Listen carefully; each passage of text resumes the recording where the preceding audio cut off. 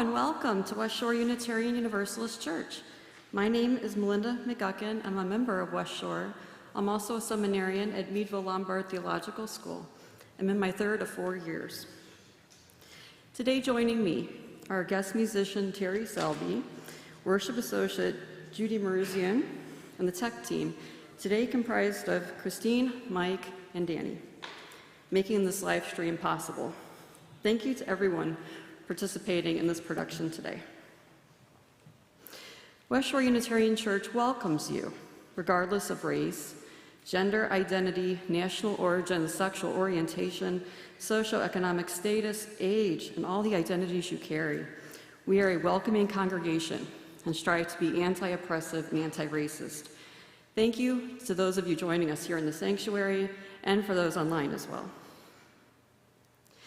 If you're visiting for the first time or have recently started coming to West Shore, we extend a special welcome to you. If you haven't already, feel free to visit the welcome table in the rotunda.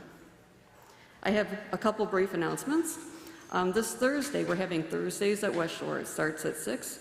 There's going to be a community meal, garden crafts, and flower terra, along with a little worship service that's going to be located here at West Shore. And then also, this is the last Sunday of the guest speaker series. Next week, we welcome back our senior minister, Reverend Anthony McCarr. Again, West Shore welcomes you. We're glad you're here.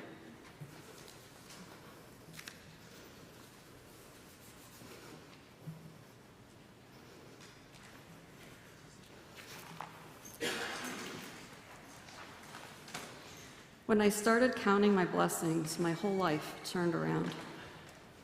Willie Nelson, American musician. And always have an attitude of gratitude. Sterling K. Brown, American actor.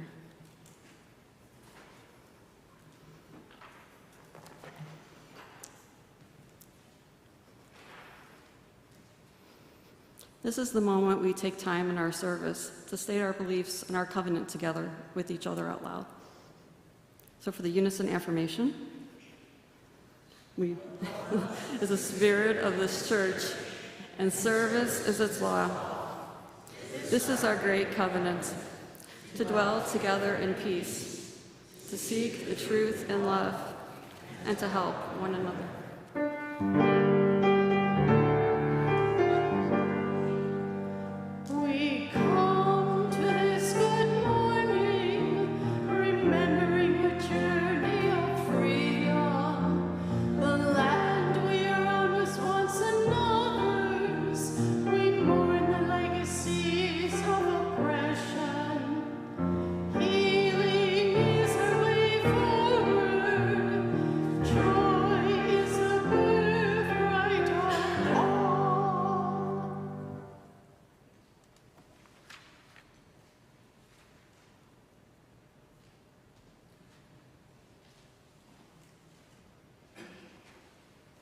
And now, our first hymn, if you're all willing and able to stand, we will be singing Morning is Broken.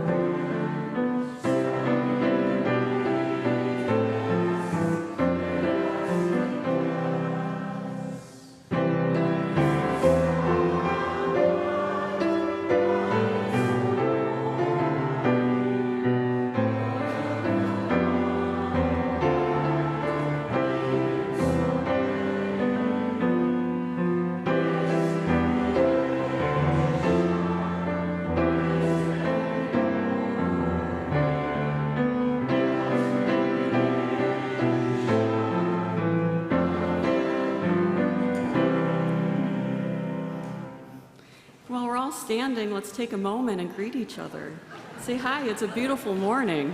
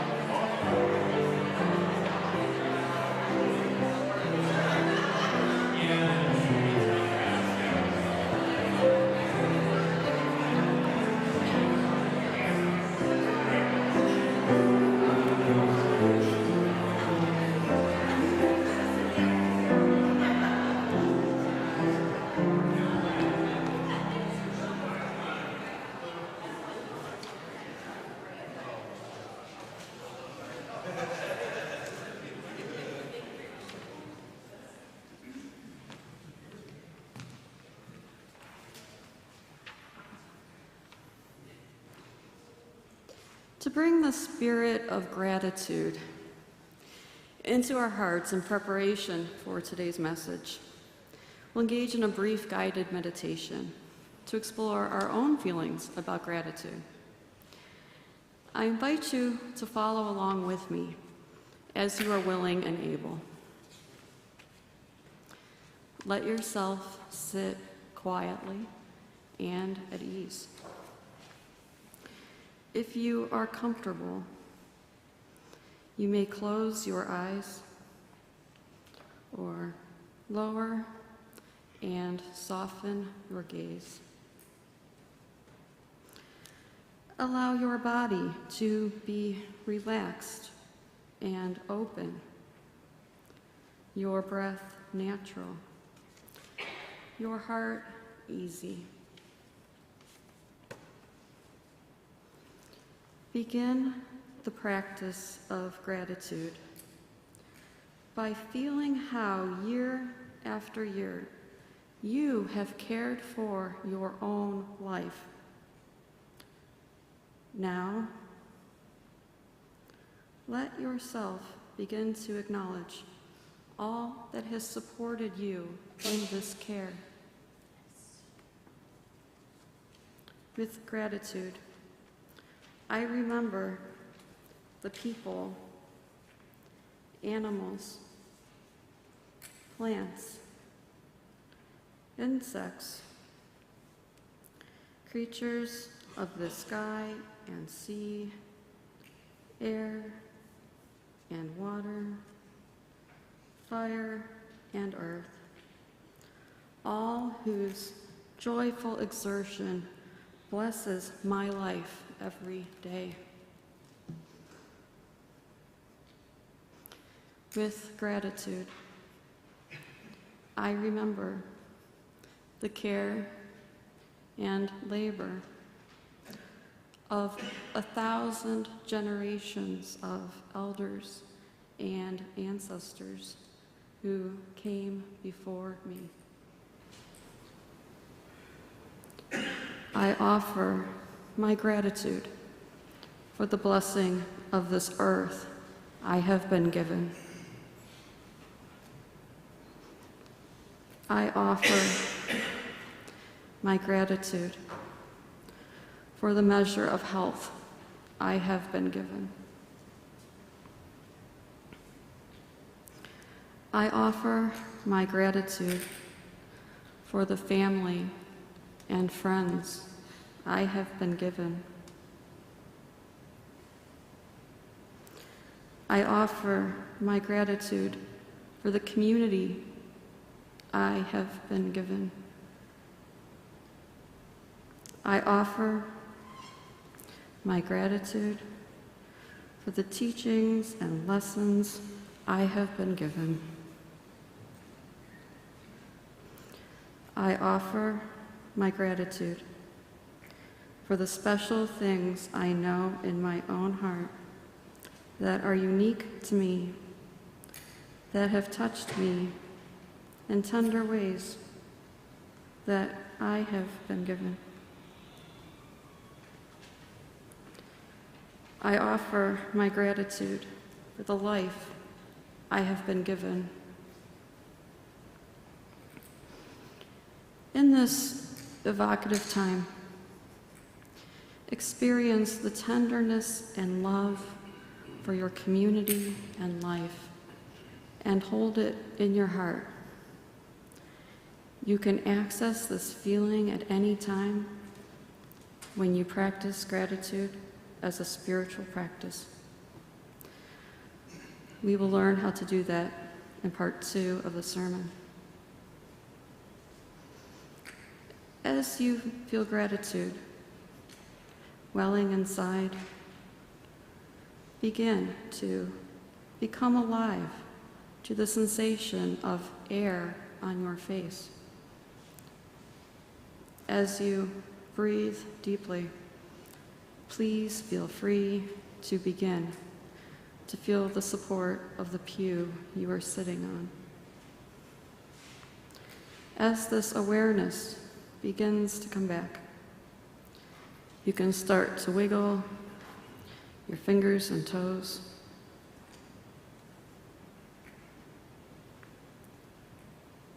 In a moment, as you feel ready, you may open your eyes.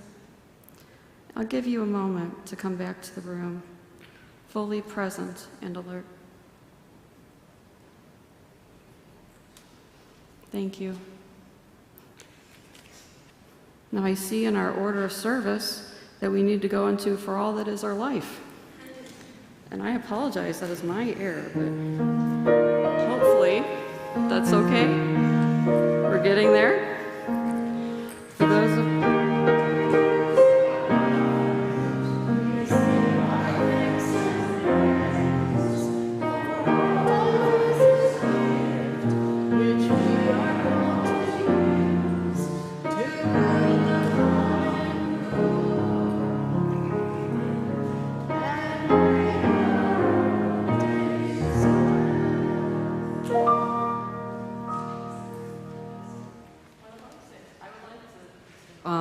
go forward with our ritual of stones and cards that we do. For those of you who aren't familiar, this is a time in the service where we acknowledge and we honor that we carry with us as human beings all kinds of things in our hearts and minds. For those of you who would like, on this side we have cards. You can write a prayer, a wish, a joy, a sorrow, a thought on the card. Indicate on it with your contact information if you'd like to be contacted by the pastoral care team. On this side, if you'd like, we have stones. You can place a stone in the sand garden. If you'd like, you can get a bow or a hug from me. There's no pressure there, but I love to be engaged. There's no pressure at all. I will take the cards with me into meditation this week and give them to Reverend Anthony. I will hold in your heart what's my heart what's in yours. Please join us as we prepare for the ritual, all that is our life.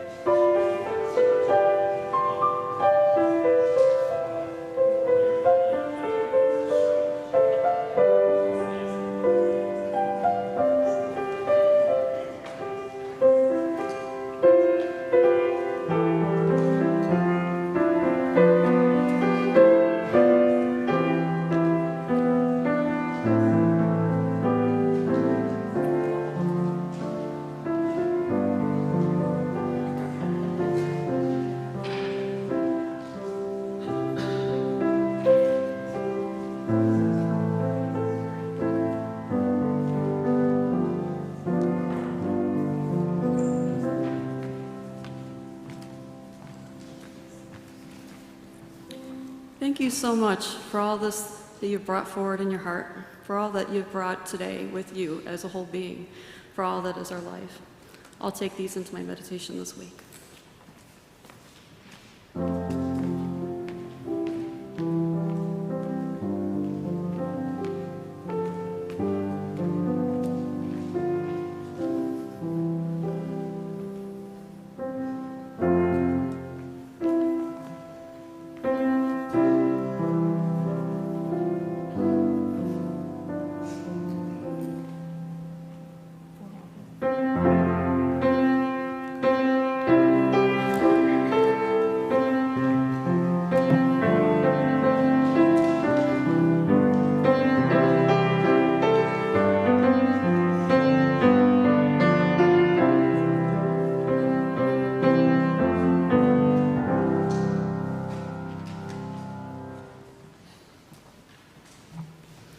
I have a question for you today.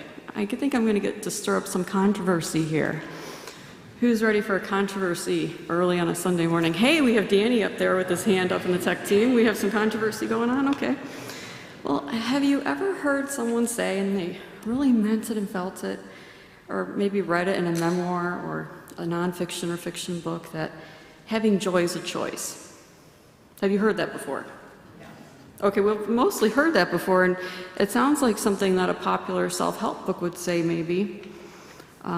If you're on board with the concept already, great. If not, if you have your doubts or feel that it's somewhat controversial, know that I was in your position too. I did not believe it. When our professor told my class this in my first year of seminary, I balked. I absolutely did not believe it, and my fellow student colleagues didn't believe it either. We could throw up protest after protest why it isn't possible to self-generate joy.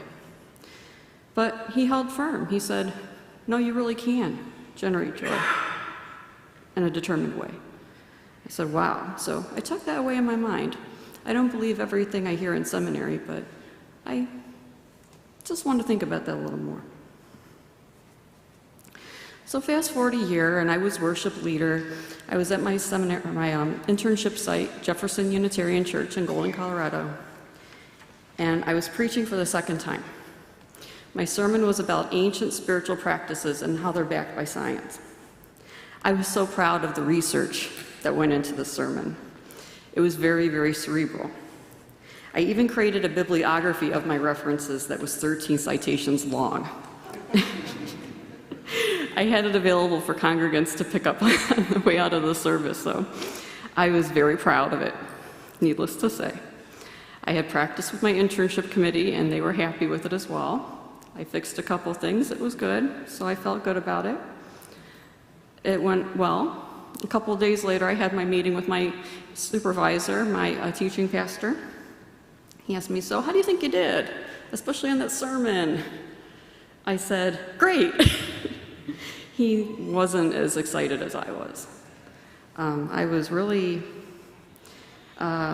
taken back, actually, by his negative reaction. And his point was that my sermon had been a TED Talk. That had been very scientific and cerebral. It had been a TED Talk, but it wasn't a sermon. It didn't touch people in their hearts and minds. Well, it touched them in their minds, I think, a little too much. But it didn't touch anybody's soul, was his point. I took his feedback and my knee-jerk reaction to it into spiritual practice. I knew that I had to recognize and absorb the wisdom that had been delivered to me without much real awareness or concept of my feelings. On one hand, I could hold my feelings to be viewed and acknowledged. On the other, I could hold and acknowledge this wise advice I had been given without being overcome with dismay by the way I had been given that information. Initially, I was very troubled by this negativity. But in time, right? It always takes some time. I've been able to take in the message of my tears and revisit that sermon, and I rewrote it. So today, you'll hear what it should have been in the first place. I'm bringing that to you today, what it should have been in the first place. Instead of a compelling TED Talk, I want to give you something from my heart to take with you in your heart, something to help you when you need joy and positivity. That was another thing I learned at JUC, that ministry should be empowering and it should be equipping, That means people should feel like they learned something and they have something to take with them into their lives that helps them in the hard times. That's something that Jefferson Unitarian does very well, and so does West Shore. Reverend Anthony and the team here are also very good at it. But it's learning something like that that's critical for seminarians. It's not always easy. Like, you could be me and you could preach a TED Talk instead of a sermon, but now I can laugh about it and you can laugh with me. And at the time, I was taking it very personally. And I can laugh about that part now, too.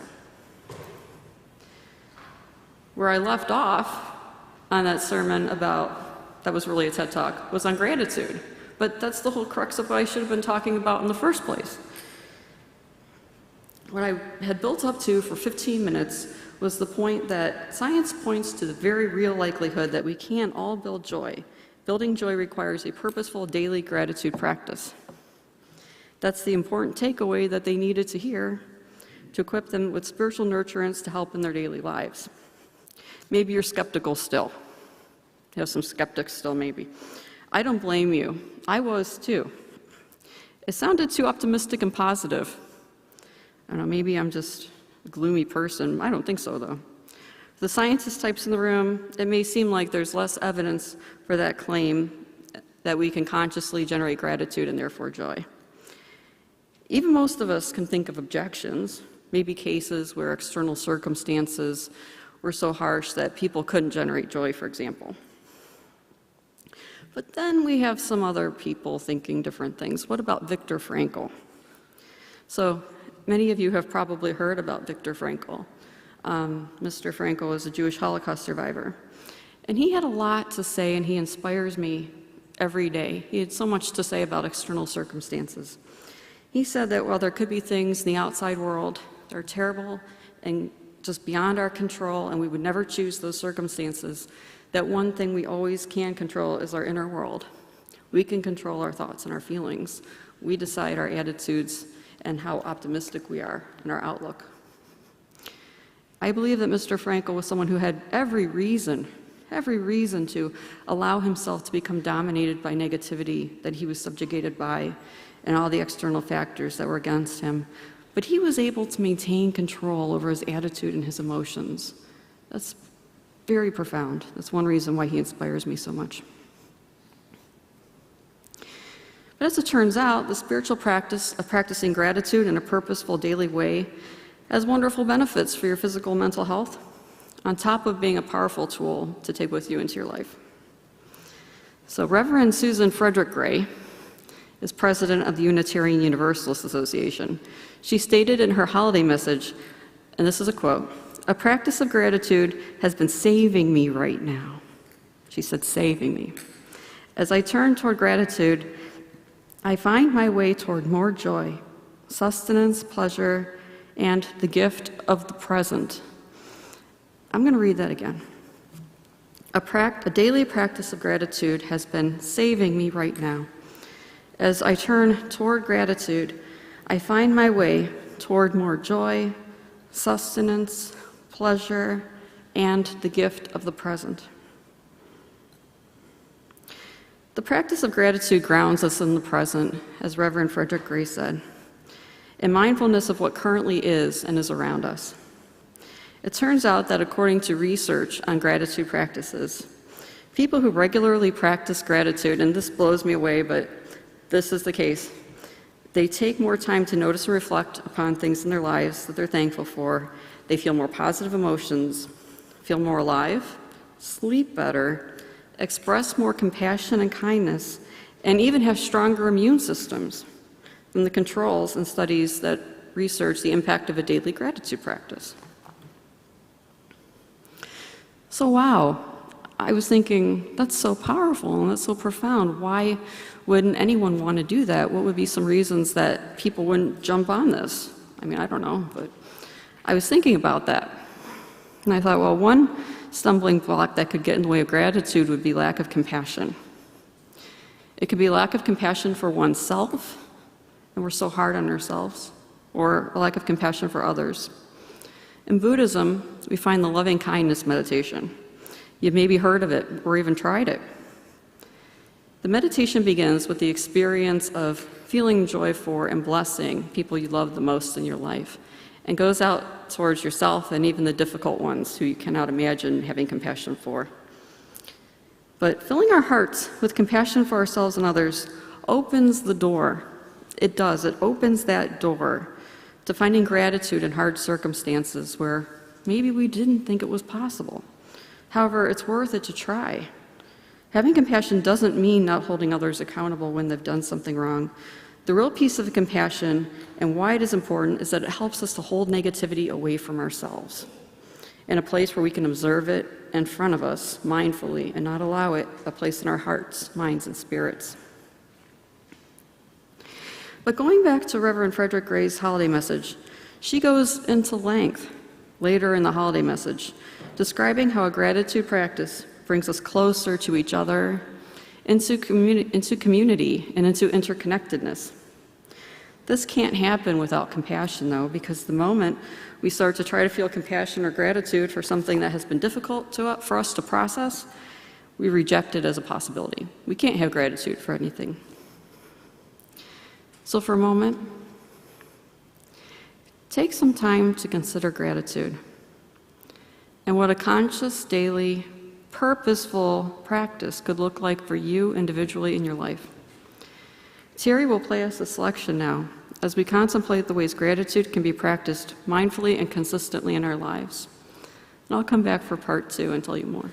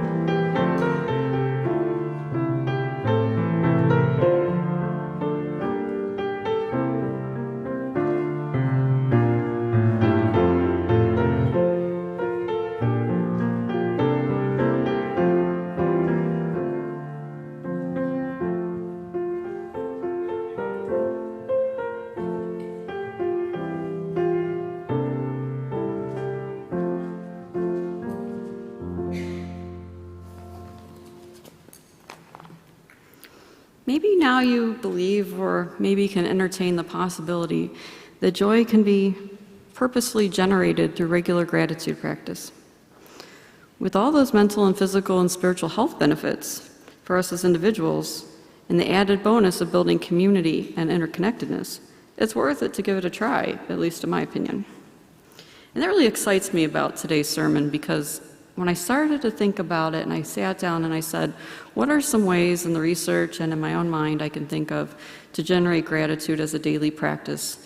I had so many ideas and I had to cut some of them out. I didn't have space in my sermon for all the ideas, but in the sermon chat you can share your own and I'll share more of mine. So let's talk about it. So perhaps the most common way that people have a gratitude practice is the gratitude journal.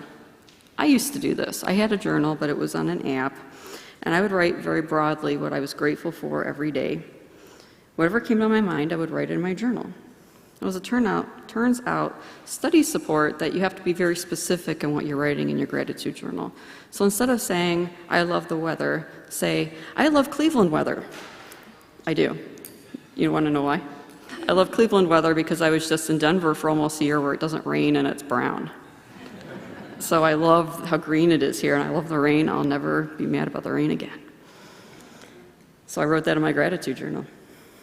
As it turns out, what is it about the situation or the circumstance that moves you to gratitude is what you should be writing in your journal. Writing down something physically is one way to do it. However, as I said, I use an app. The app I use is called Presently. Just for me, it's an easy app because I don't have to fight with the technology. I don't have to find a pen. It's pretty on the go. I can just write it wherever I am. But there are definitely a lot of ways to do that. Another way is the gratitude jar. Now, this one gets less press, but I think it's a good idea. So you have a jar or a box. You take a slip of paper and you write your gratitude entry on that piece of paper and put it in the jar, the box, whatever you have. Basically, when something happens that you're grateful for, write it down and put it in your gratitude journal, your gratitude jar. That way, when you're having a bad day and it feels like the world is awful and nothing is going right, guess what? You got your gratitude jar and you can take out all those slips of paper and say, aha, but I'm not in Denver anymore. I'm in Cleveland where it's green. You see there's some benefit to that. But maybe writing doesn't feel right to you, or maybe you're just a more tactile person. But there's a solution for you too. So maybe you've seen them, they're Buddhist meditation beads. So it's a string of beads and you can move them from side to side. There's some give there, kind of like on an abacus. And what you can do with those, you can find them in spiritual supply stores. I got mine on Etsy from a Buddhist supply store. I can't find it, or I would have brought it, but it's very handy. Maybe you're looking for a special gift for somebody who practices gratitude. There's an idea to show your gratitude to them. So you take the bead and you slide it from one side to the other and state what you're grateful for as you do that. So you're not writing down anything, but it is the tactile sensation. You're holding and moving the bead. It helps, right, to keep yourself centered in the present. It's a mindfulness practice that has a lot of benefits. And speaking of including the people for whom we're grateful for in our gratitude practices, such as if you would choose to gift somebody with the meditation beads, it's always beautiful to receive a heartfelt thank you letter or a thank you card. I know when I get these cards, especially in the mail, and some of you have sent them to me in the mail, oh, I love that. Another way to make gratitude a social event is to write a gratitude letter. I've been moved by them and I feel closer to the sender when this happens. One idea is to mail the card or the letter in the postal mail. Now, hope it won't get lost, but you could mail it in the postal mail. Who doesn't love receiving mail? Especially in today's technology-focused world when everything is fast and instantaneous. If you get a card in the mail, that really speaks to gratitude. But then in today's instantaneous gratification, fast food culture, sometimes we overlook these small things, these small bits of gratitude that we should have that give us meaning and purpose. It's too easy to take those fleeting moments in time and just disregard them. Taking life for granted is epidemic in the world today.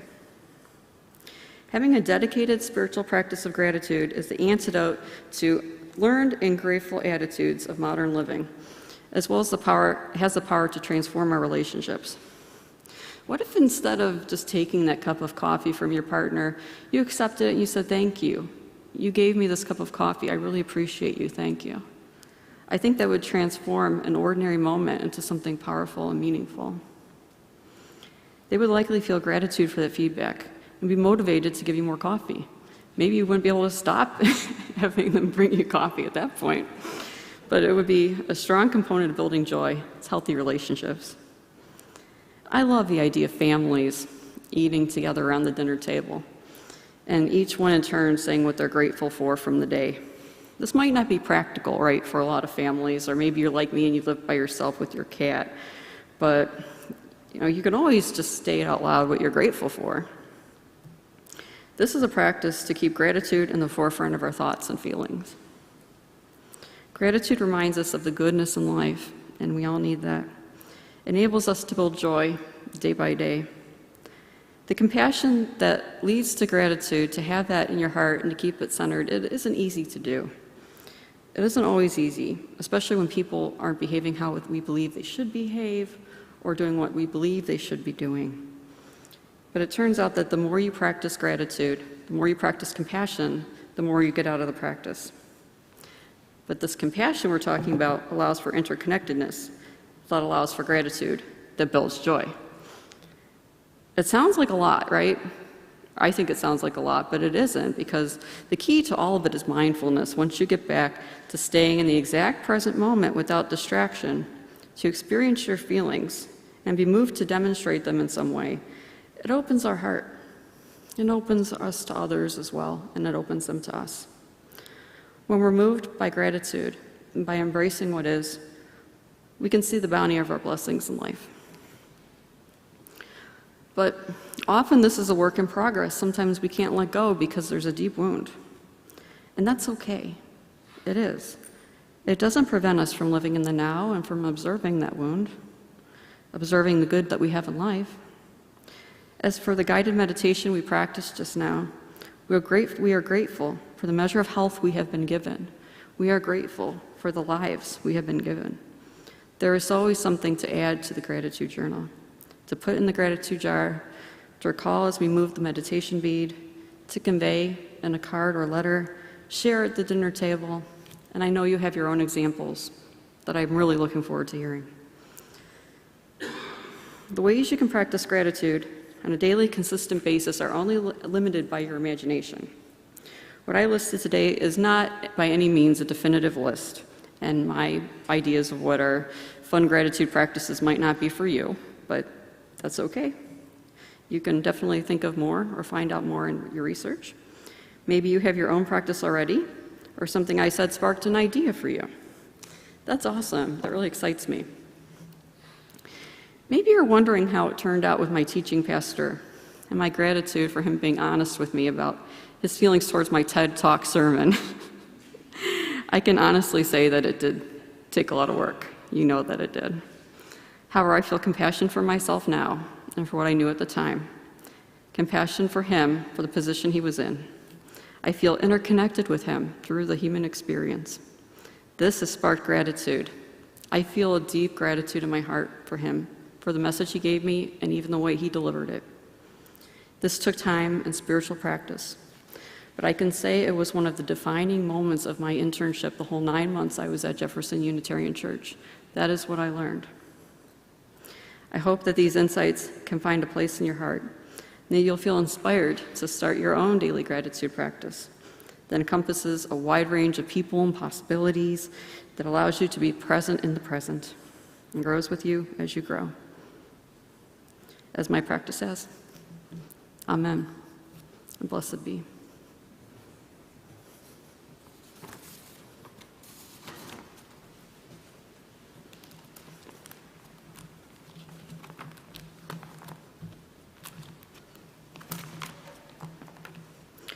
West Shore Unitarian Universalist Church, like all Unitarian Universalist churches, is self-funded.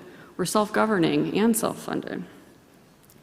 We don't rely on any income from the Unitarian Universalist Association or from anywhere else other than the gifts and pledges from our members and friends. As a result, your offerings and pledges are extremely important to West Shore. We wouldn't exist and have this wonderful community if it wasn't for your support of talent, treasure, and other ways that you give of your time. And now Drina has a special announcement about another opportunity for you to get involved, so come on up.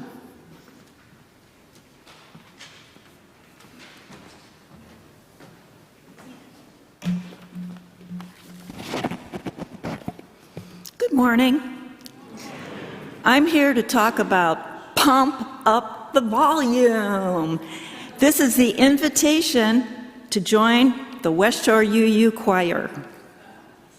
Last Sunday, David Blazer, our awesome music director, spoke here about the benefits of singing in the choir, not the least of which is that you have prime parking opportunities by getting to church before everyone else.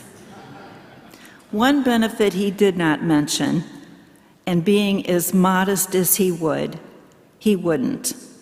And that is David is an excellent musician and choir director.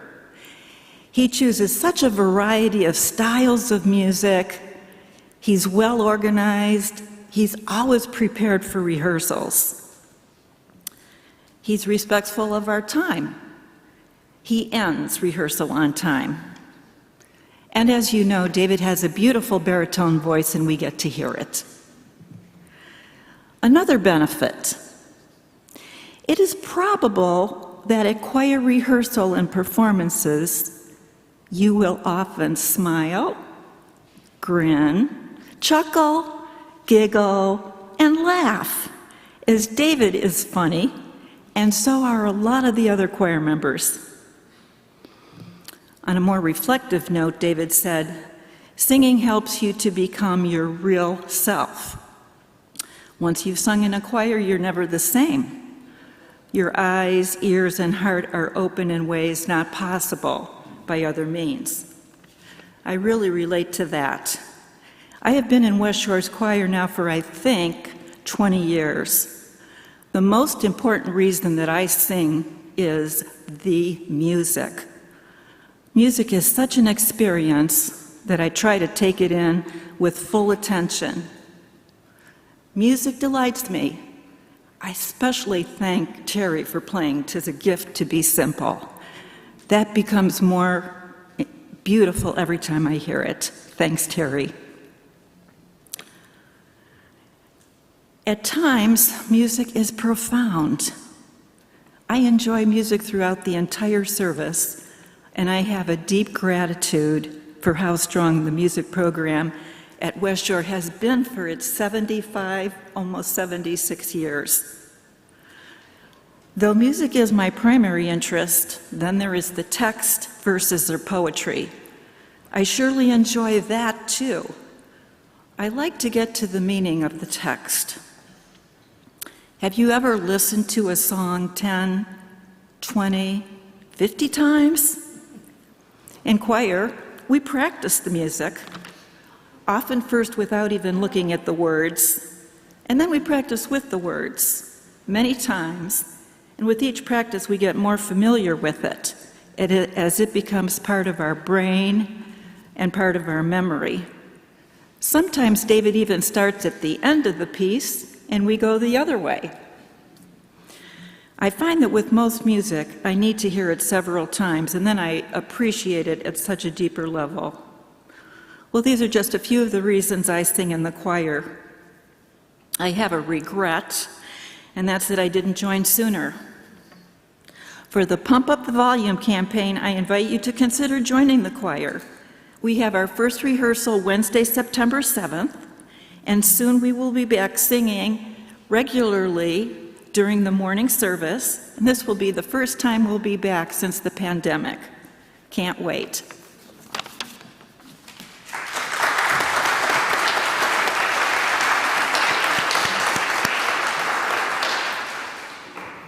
So yeah, please consider joining the choir. It's a great opportunity. I love singing too. I would join, but I have class during that time period, so I'm kind of unable, but I would. Thank you. Please consider a donation to West Shore. You can text your gifts, or you can put them in the offering plate as it is passed. The offering will now be gratefully and graciously received. Thank you for your generosity.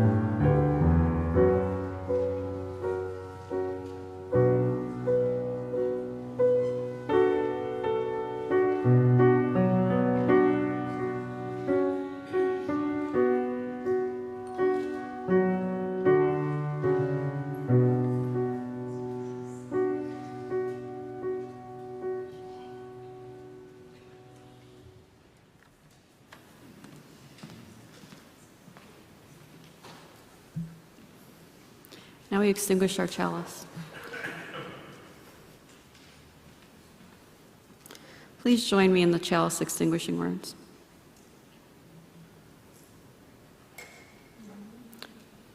Well, extinguish this flame, but not the light of truth, the warmth of community, or the fire of commitment. These we carry with us until we meet again. Today, we invoked the feelings of compassion, gratitude, and joy within our beings. As we prepare to leave this place today, remember that you have power over your own life, and you have the power to change yourself as the motivation arises from these feelings.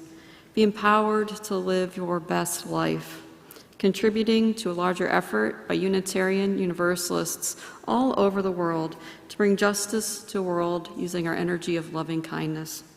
Amen, and blessed be.